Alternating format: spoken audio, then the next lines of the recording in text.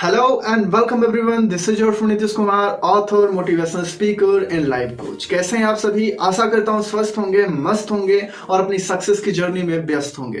तो चलिए उसी सक्सेस की जर्नी में आज एक और इम्पॉर्टेंट टॉपिक के बारे में डिस्कस किया जाए, एक महत्वपूर्ण टॉपिक के बारे में डिस्कस किया जाए।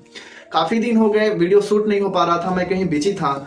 आज हम लोग इस वीडियो में डिस्कस करेंगे कि इमोशन क्या होता है, मनोभाव क्या होता है। चलिए बिना देरी किए हम लोग यह समझते हैं कि इमोशन होता क्या है और हमारे लाइफ में इसका क्या प्रभाव पड़ता है।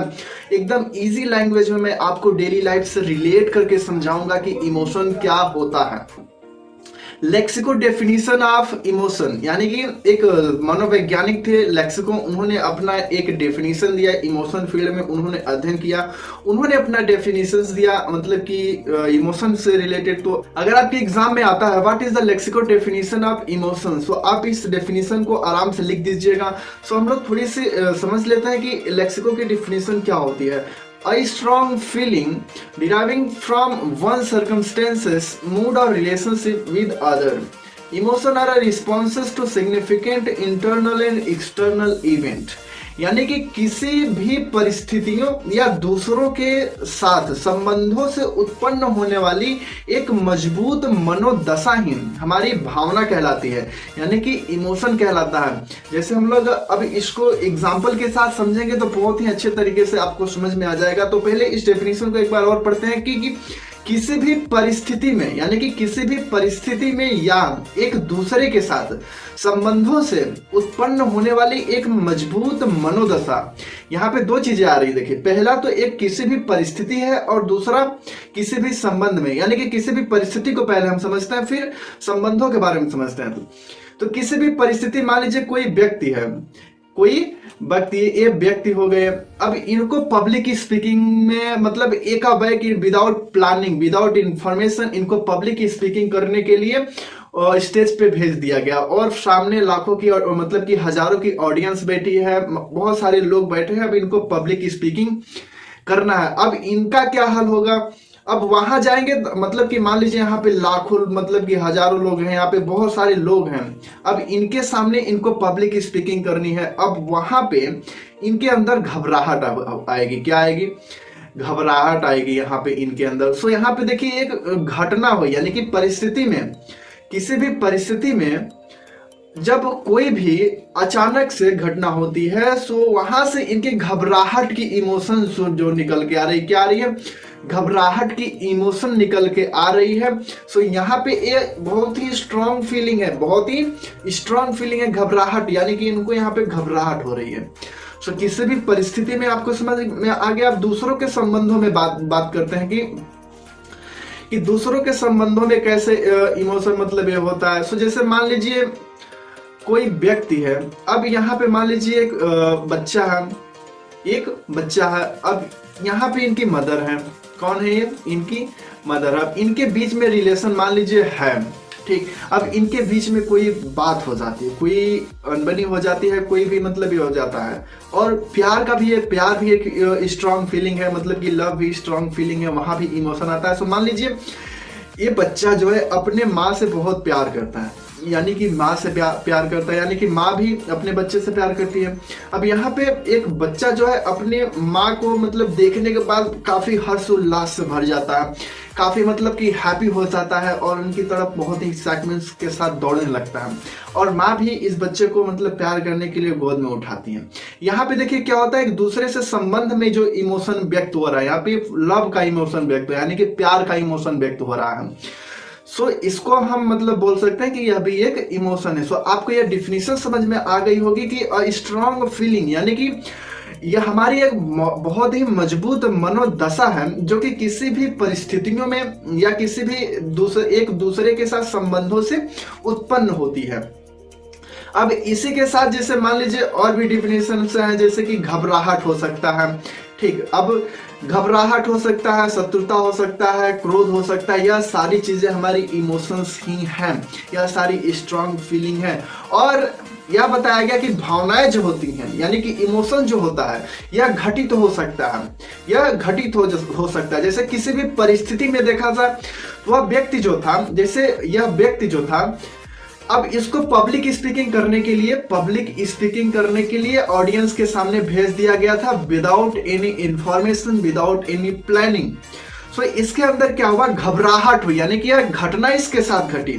सो घबराहट की इमोशन यहाँ पे इसके अंदर है। अब मान लीजिए कि किसी भी व्यक्ति का स्वभाव हो सकता है, अब स्वभाव जैसे शत्रुता, यानी कि हॉस्टिलिटी, शत्रुता एक स्वभाव है, यानी कि दो व्यक्ति हैं आपस में, मान लीजिए कि संबंध यहाँ पे आ जाता है, संबंध है, किसी भी परिस्थिति में कोई घटना घटी इन दोनों के साथ। अब इन दोनों के साथ घटना ऐसी घटी कि इन दोनों के बीच में मतलब शत्रुता हो गई, हॉस्टिलिटी हो गई।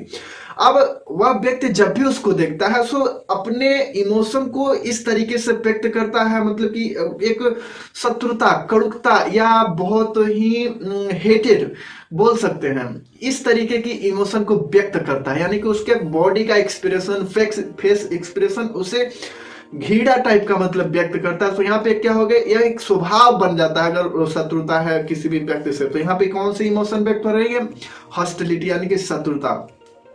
अब यह अल्पकालिक भी हो सकती है, दीर्घकालिक भी हो सकती है। क्या या मतलब कि अल्पकालिक भी हो सकती है और दीर्घकालिक भी हो सकती है। अब अल्पकालिक में क्या हो सकता है, जैसे क्रोध, एंगर। अब इसको एग्जाम्पल के साथ कैसे समझ सकते हैं, जैसे कोई बच्चा है बहुत ही अजीब एक्टिविटी कर रहा है, वस्तुओं को तोड़ फोड़ रहा है, उसकी माँ जो है उसके ऊपर बहुत क्रोधित हो जा रही है, बहुत क्रोधित हो जा रही है। यानी कि कोई बच्चा कोई मतलब एक्टिविटी किया, फिर इसके बाद उसकी माँ जो होती है उसके ऊपर क्रोधित हो जाती है, यानी कि एंगर हो जाती है। तो यह अल्पकालिक है, लेकिन कुछ समय बाद वो माँ मतलब कि नॉर्मल हो जाती है, कुछ ऐसी घटनाएं मतलब हो जाती है लेकिन फिर नॉर्मल हो जाती है। यह अल्पकालिक इमोशन हो सकता है, यानी कि होता है अल्पकालिक इमोशन। और दूसरी यानी कि दीर्घकालिक भी हो सकता है। दीर्घकालिक कैसे हो सकता है, जैसे कि आपसे जुड़ा हुआ कोई भी व्यक्ति है, वह मान लीजिए कि इस दुनिया में अब नहीं रहा। सो यह पे क्या हो गया कि दीर्घकालिक इमोशन आ जाएगा, कुछ समय तक आप उस शोक में रहेंगे, मतलब कि शोक में ग्रीफ में रहेंगे, शोक में रहेंगे। सो यहाँ पे दीर्घकालिक इमोशन आ रहा है। आपके अंदर जो भी इमोशंस आते हैं, आपका बॉडी लैंग्वेज, फेस एक्सप्रेशन से सब बाहर निकल आता है। यानी कि इमोशन आपकी मेंटल स्टेट है और आपकी जो बॉडी मतलब कि ऑपरेट होती है, आप अंदर से इंस्ट्रक्शन देते हैं तभी आपकी बॉडी ऑपरेट होती है। आपका फेस एक्सप्रेशन कैसा होगा यह आपके मेंटल स्टेट से मतलब कि पता लगाया जा सकता है। सो इमोशंस के भी बहुत सारे प्रकार होते हैं, यानी कि इमोशंस के बहुत सारे प्रकार होते हैं। जैसे बेसिक टाइप्स हो सकता है, जैसे हैप्पीनेस। अब यहाँ पे हैप्पीनेस भी दो तरीके की हो सकता है, या तो किसी घटना से हैप्पीनेस हो सकता है या तो किसी के संबंध से हैप्पीनेस हो सकता है। यानी घटना में, जैसे मान लीजिए अचानक से आपको कोई ऐसी चीज मिल जाती है जिसकी आपको अपेक्षा नहीं होती है, लेकिन आप उस चीज को पाने के बाद बहुत ज्यादा खुश हो जाते हैं। यहाँ आपके साथ घटना घटी। जैसे मान लीजिए हैप्पी, आप किसी से मिलते हैं, अपने किसी क्लोज फ्रेंड से मिलते हैं, बेस्ट फ्रेंड से मिलते हैं, एक दूसरे से आपका यहाँ पे रिलेशन है, संबंध है। सो मिलते हैं तो बहुत ज्यादा हैप्पी हो जाते हैं आप यहाँ पे। सो हैप्पीनेस यानी कि एक्सटर्नल एंड इंटरनल इवेंट से मतलब का आपका इमोशन यहाँ पे व्यक्त मतलब कि डिसाइड होता है, व्यक्त होता है। सो हैप्पीनेस हो गया, सैडनेस हो गया, यहाँ भी वही लागू होता है कि सैडनेस भी किस स्थिति में मतलब आता है। कोई अब फियर हो गया, डर भी, मतलब ये भी किसी भी संबंध से हो सकता है, किसी भी घटना से फियर हो सकता है। डिस्गस्टिंग यानी कि घृणा हो सकता है, किसी भी वस्तु से हो सकता है, किसी भी प्लेस से हो सकता है, किसी भी संबंधी व्यक्ति से हो सकता है, ऐसा हो सकता है। एंगर हो गया, सरप्राइज हो गया, यह सारे क्या बेसिक इमोशंस के टाइप्स है, या डेली लाइफ में मतलब कि इसको यूज करते हैं, आप इसको अपने इमोशन को एक्सप्रेस करते हैं, व्यक्त करते हैं। सो आपको इमोशन तो समझ में आ गया होगा, क्योंकि आप एकदम रिलेट करके समझ चुके होंगे कि इमोशन क्या होता है। यानी कि एक घटना से इमोशन व्यक्त होता है या किसी से संबंध से व्यक्त होता है, यानी कि यह एक स्ट्रांग फीलिंग होती है, यानी हमारी एक मेंटल स्टेट होती है। अब इमोशन आपकी जो मेंटल स्टेट होती है, आपके बॉडी लैंग्वेज, आपके फेस एक्सप्रेशन से व्यक्त हो जाता है, एक्सप्रेस हो जाता है। सो मतलब कि इमोशंस के बहुत सारे टाइप्स हो। बेसिक टाइप जैसे हैप्पीनेस हो गया, सैडनेस हो गया, फियर हो गया, डिस्गस्ट हो गया, एंगर हो गया, सरप्राइज हो गया, यह सारे इमोशन के बेसिक टाइप्स हैं। इमोशन के बहुत सारे टाइप्स होते हैं। इमोशन के टाइप जैसे लव भी एक इमोशन है। इंस्पिरेशन भी एक इमोशन है, ग्रीफ भी एक इमोशन है, Joy, anxiety, embarrassment, demotivation, rejection, depression, tranquillity, fear, happiness, appreciation, sympathy, anger, यह सारे क्या है? इमोशन है। आप डेली लाइफ में इसको व्यक्त करते हैं। सो आपको समझ में आ गया इमोशन क्या है। तो आपके एग्जाम में अगर आता है इमोशन के बारे में लिखने से, तो आप बहुत ही आसानी से लिखे। देखिए, रटने की कोशिश ना करिएगा साइकोलॉजी को। साइकोलॉजी को मैं हर एक वीडियो में बताता हूं कि साइकोलॉजी को समझने के लिए आप इसको डेली लाइफ से रिलेट करके समझिए। जैसे इमोशन हो गया, आप खुद के इमोशन से रिलेट करके समझिए कि आपको जैसे पैर में कोई चोट लग जाता है, तो यहाँ पे पैनिक हो जाते हैं आप, यहाँ पे यानी कि आपके अंदर दर्द हो, तो आपका बॉडी मतलब कि बॉडी लैंग्वेज और फेस एक्सप्रेशन भी मतलब कि कैसा व्यक्त होने लगता है। सो जैसे आप किसी से बहुत ज्यादा लव करते हैं, बहुत सारा प्यार करते हैं उससे, वह अचानक से आपके सामने आ जाता है, जिस आपको उसको आने के मतलब की अपेक्षा नहीं होती, आप यहाँ पे सरप्राइज हो जाते हैं। सो यहाँ पे यह सारी इमोशंस है। जैसे कि आप किसी भी व्यक्ति से इंस्पायर होके कोई भी काम करना स्टार्ट करते हैं, यह भी एक इमोशन है। ग्रीफ यानी कि शोक, किसी भी व्यक्ति गुजर जाता है या कुछ भी उसके साथ दुखद घटना हो जाती है, वह व्यक्ति चूंकि आपके बहुत करीब था, तो यहाँ पे भी आप शोक यानी कि ग्रीफ की मतलब कि इमोशन को व्यक्त करते हैं। जॉय, आप जीवन में बहुत ज्यादा एंजॉय करते हैं, किसी भी इवेंट पे, किसी भी वस्तु को पाने के बाद, किसी भी लक्ष्य को हासिल करने के बाद, यह सारे इमोशन आप व्यक्त करते हैं। एंजाइटी, चिंता, आपके साथ कोई घटना हो जाती है, आप काफी चिंतित हो जाते हैं, यह भी एक इमोशन है। इमोशन के प्रकार हैं। सो आपको डेली लाइफ में समझना होगा कि इमोशन क्या है। बहुत ही आसान भाषा में मैंने समझाया इमोशन क्या है। सो आज के इस वीडियो में बस इतना ही रहने देते हैं। अगले वीडियो में हम लोग थ्योरीज ऑफ इमोशन के बारे में डिस्कस करेंगे। सो अभी तक आपने इस चैनल को सब्सक्राइब नहीं किया तो प्लीज चैनल को सब्सक्राइब कर दीजिए, वीडियो को लाइक कर दीजिए और दोस्तों के पास शेयर कर दीजिए।